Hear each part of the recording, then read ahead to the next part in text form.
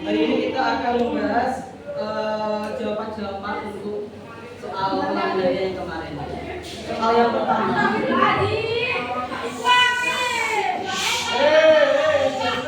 Soal yang pertama itu adalah tentang teori, maksudnya. Yang lebih diam. Nanti kok nanti. Yang kami silakan di luar ya.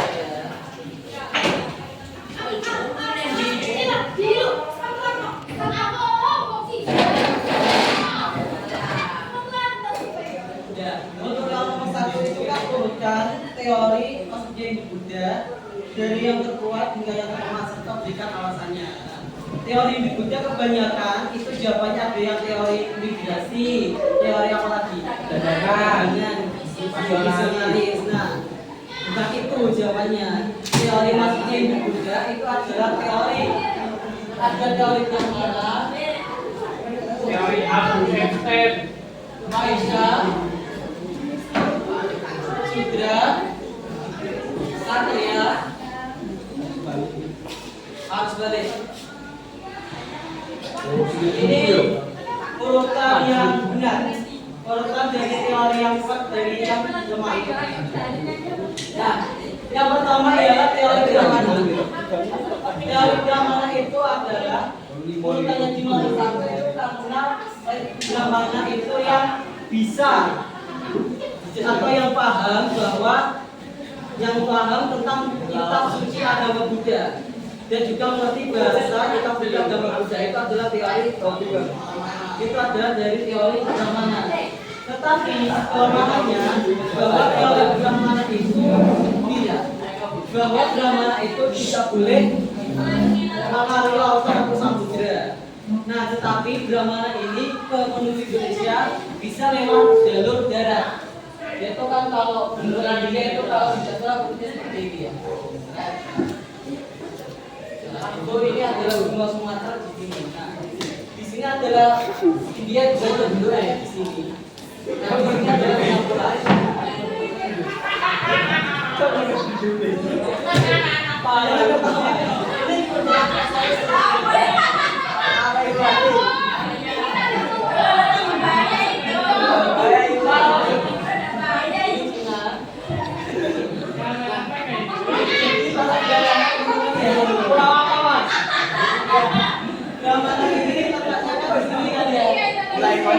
Dan mereka datang ke sini.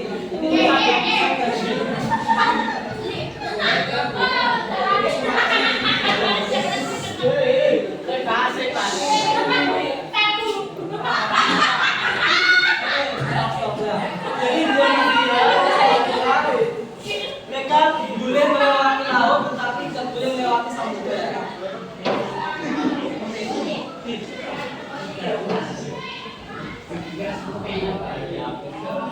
Selanjutnya adalah teori Waisha. Teori Waisha ini adalah pejabat yang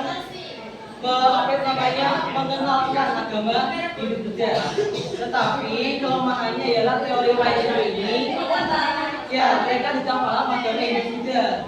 Tetapi mereka hanya mengenalkan seperti seperti K-pop atau K-pop kan. Mereka mengenalkan K-pop tetapi tidak ahli K-pop. Mereka tidak bisa dance, tidak bisa nyanyi ya. Looks-nya tidak seperti girl band maupun boy band ya.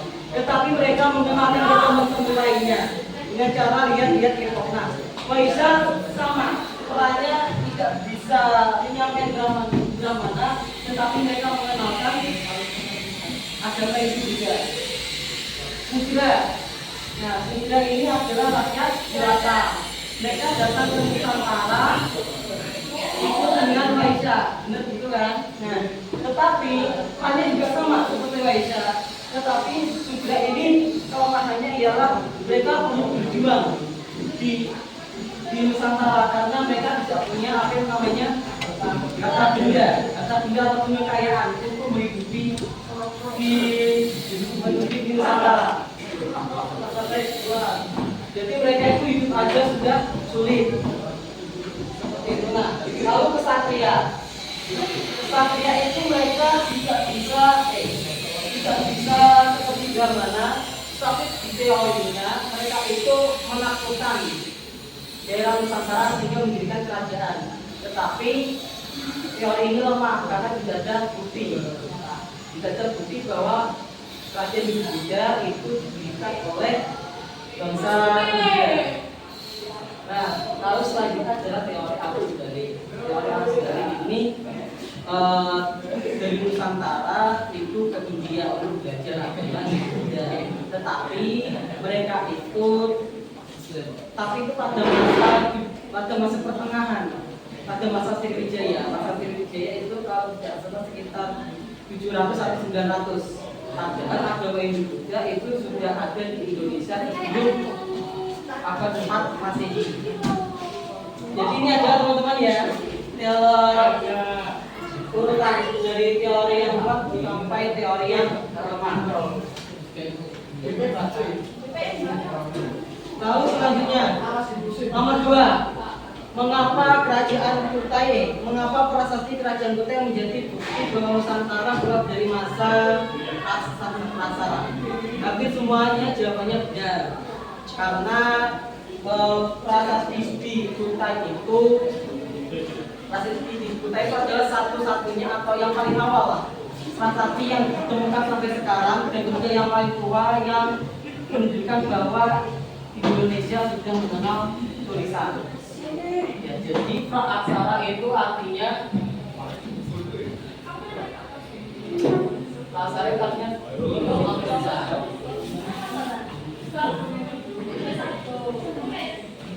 Di sini ada yang salah nggak? Yang nomor 2 betul semua atau ada yang salah? 20.000. Ada yang salah? Angkat tangan. Oke, benar semuanya kan? Lalu selanjutnya yang nomor 3. Ada pesan nggak? Ya. Ya. Ingat loh. Salah. Ya, siapa itu kan nama kan ya, nama tokoh, tapi ada yang saya benarkan yaitu yang menjawab pendiri kerajaan-kerajaan Jawa seperti Sriwijaya, Majapahit. Dan itu saya nilai 10. Ya, saya nilai 10. Ya, nanti bisa komplit. Sampai bisa komplit. Ada yang 10, ada yang 15. Ada yang 10, ada yang 15.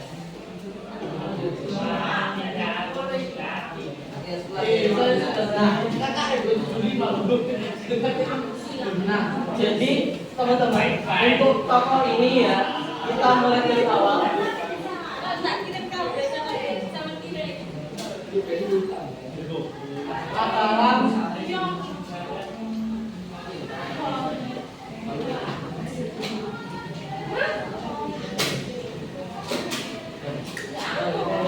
Nah, teman-teman, pada masa Mataram sampai kerajaan awal Jawa itu kan Tarumanegara. Nah, Tarumanegara itu dinastinya hanya sampai di Jawa Barat. Yaitu mereka melahirkan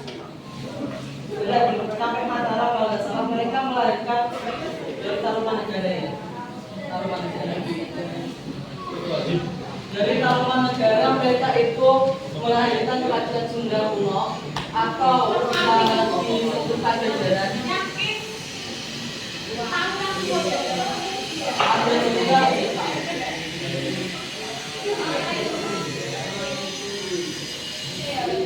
Ada juga nanti yang masuk ke Mataram.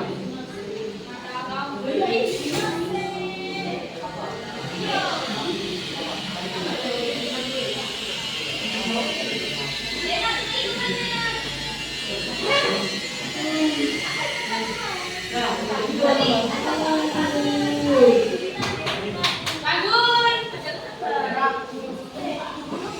ya. Jadi Tarumanegara itu dinasti sampai Sunda kuno, Mataram sampai Medan. Itu adalah pendirinya. Tetapi nggak sampai kerajaan Singosari dan berdiri. Nah, itu kalau zaman saya itu saya jawab Ken Dedes. Nah, Ken Dedes itu mempunyai keturunan sampai akhir yang namanya Kertanegara. Nah, Kertanegara itu punya putri bungsu namanya Gayatri. Gayatri itu dinikah sama Raden Wijaya, melahirkan yang namanya Tribhuwana Tunggadewi dan juga anaknya Tribhuwana Tunggadewi itu Hayam Wuruk. Nah, Hayam Wuruk ini juga mempunyai apa namanya istri juga, mempunyai istri sampai akhirnya terakhirnya sampai ke Prabu Brawijaya V, yaitu raja terakhir dari Kerajaan Majapahit. Di sejarahnya Prabu Brawijaya V itu mempunyai anak yang namanya Raden Patah. Raden Patah itu punya adik yang namanya Sultan Trenggono. Nah, Sultan Trenggono ini punya apa namanya terak atau masih punya darah dengan apa namanya Panembahan Senopati kerajaan Mataram Islam. Nah, jadi dari Dedes istri dari Ahok itu masih menyambung sampai kerajaan Mataram Islam. Dan dari Mataram Islam ini nyampe juga sampai ke kerajaan Yogyakarta di Surakarta sampai sekarang. Jadi kalau saya jawab yang benar itu adalah Dedes. Nah, kalau yang menjawab raja dari kerajaan apa itu raja dari Sriwijaya dan lain sebagainya itu saya kasih nilai 10 dan 15 menyesuaikan soal-soalnya, menyesuaikan jawaban-jawabannya.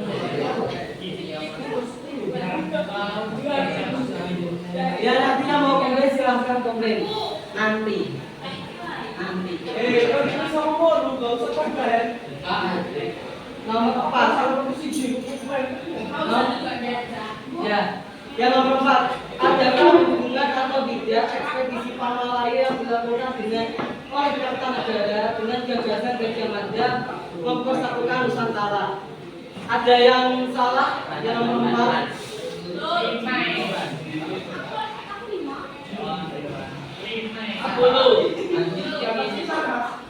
Nah, jadi seperti ini ya teman-teman ya.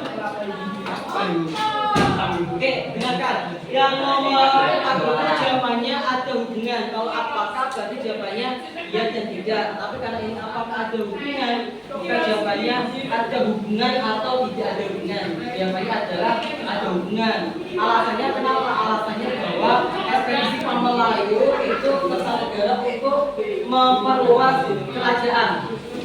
Nah, Gajah Mada itu mempunyai ambisi untuk menyatukan Kerajaan Majapahit Nusantara. Jadi sama-sama menyatukan atau memperluas wilayah atas nama satu Singosari, satu Majapahit sama-sama. Jadi ada hubungan.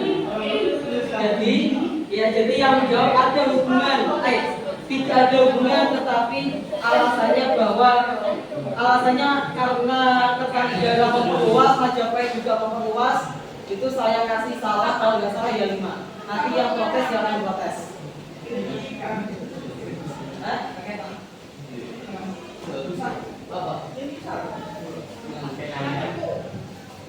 Protesnya nanti. Protesnya nanti ya. Salah ini.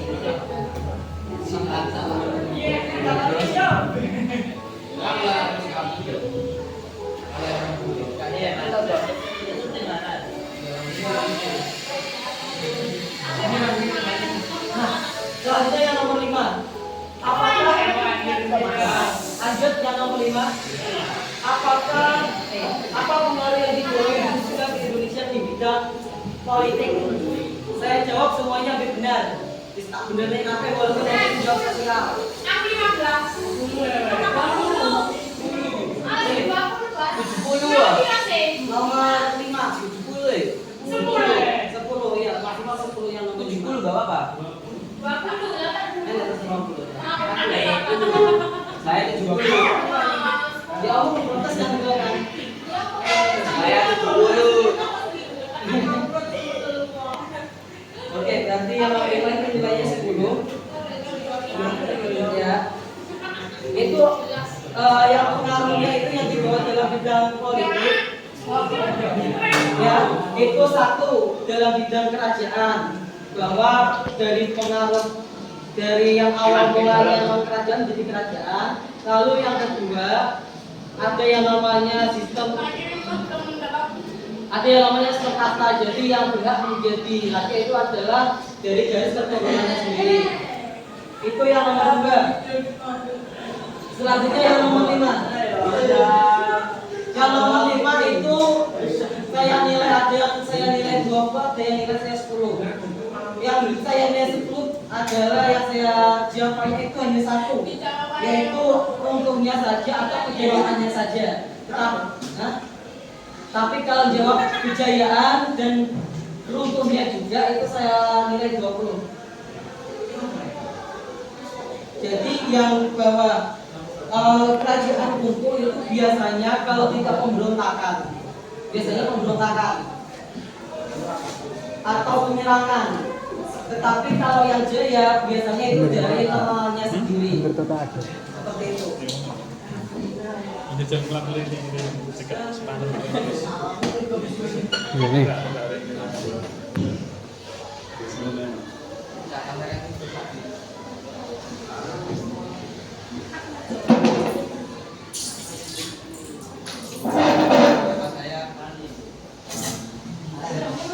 Masih banyak dijamin.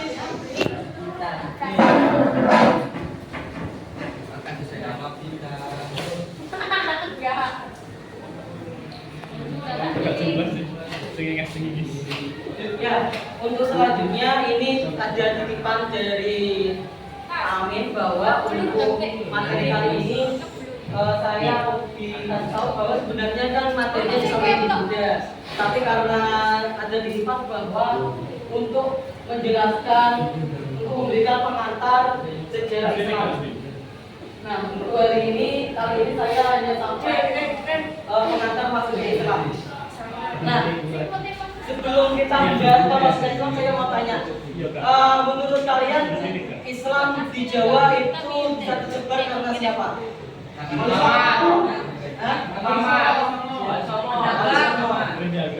Ya. Kalau yang paling terkenal itu karena Wali Songo. Nah, tetapi asal mulanya Islam itu bisa masuk ke Indonesia karena jalur perdagangan. Nah, jalur Tuhan juga benar.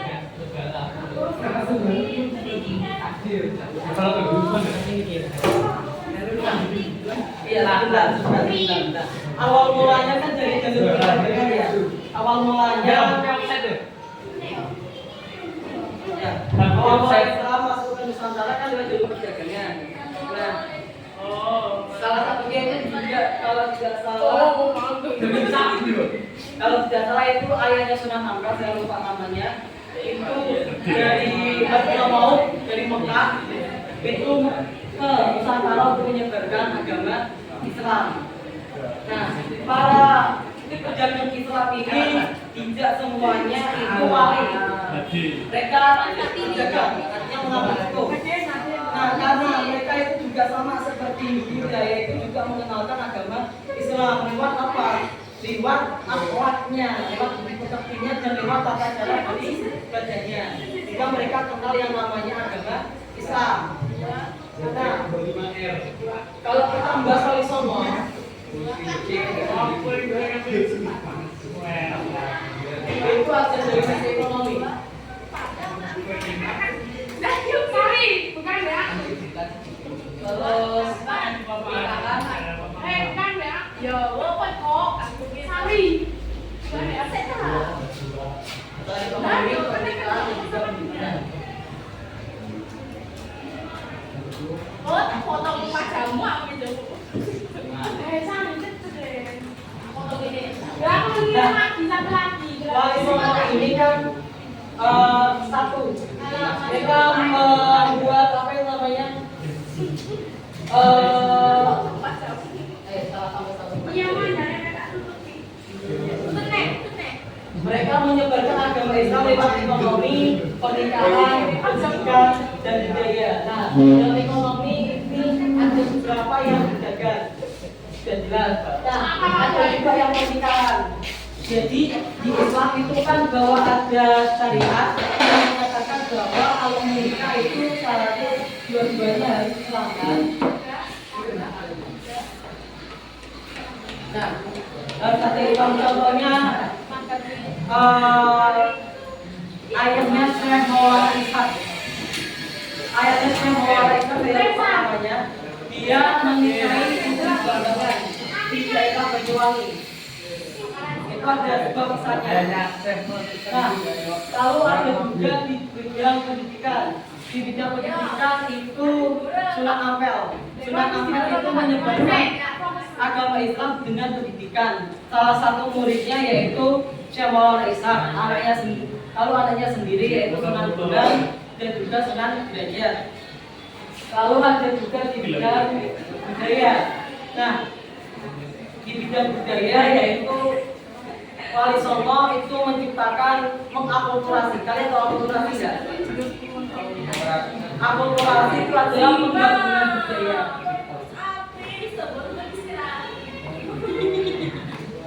Iya, saya sabar.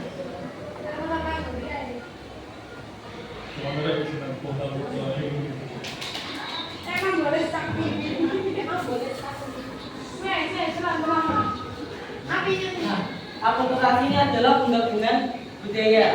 Di pasal Wali Songo ini mereka itu kan menyiarkan agama Islam dengan budaya. Salah satunya yaitu Sunan, kalau tidak salah Sunan Derajat itu dengan tembangnya, kalau tidak salah Asmarandono.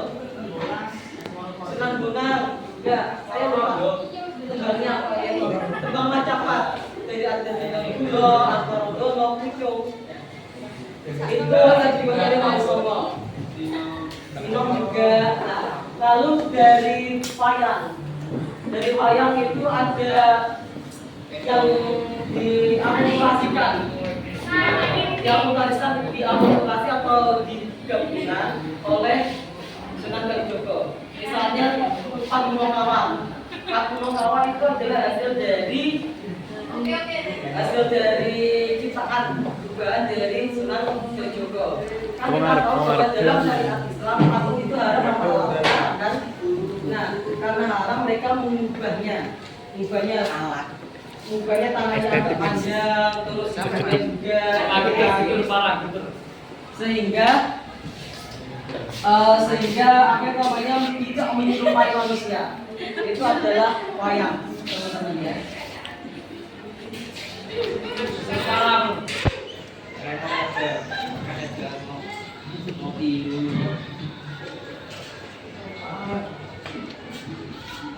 Cetak nanti kalau sisa. Untuk tugasnya.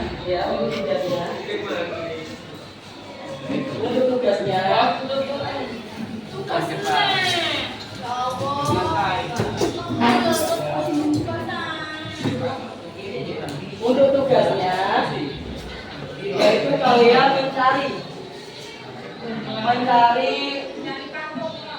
mencari apa namanya pengaruh Islam di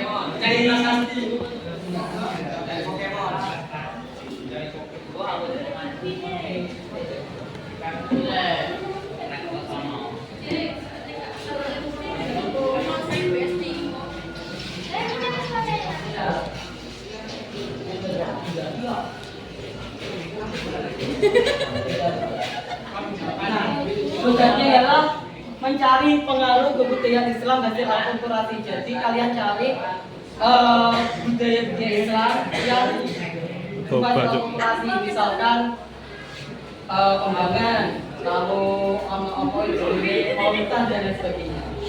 Itu adalah tugasnya. Tugasnya di buku tulis, silakan tulis. Kalian tulis.